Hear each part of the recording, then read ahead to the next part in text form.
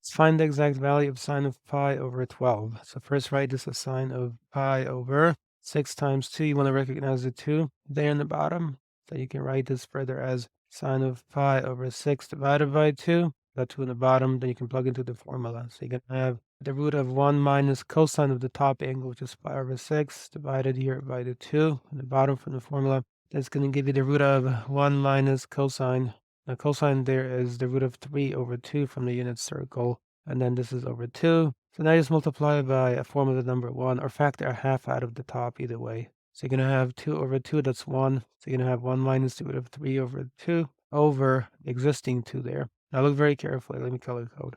This 2 will multiply over to the 1, but it will also cancel with that bolded 2 in the bottom there in red. So you're going to have there for the following. 2 minus the root of 3 only in the numerator. And the bottom, you're going to have 2 times 2, which is 4. So 2 minus the root of 3 over the root of 4. But that's just 2. So you're going to end up with the root of 2 minus the root of 3 over 2.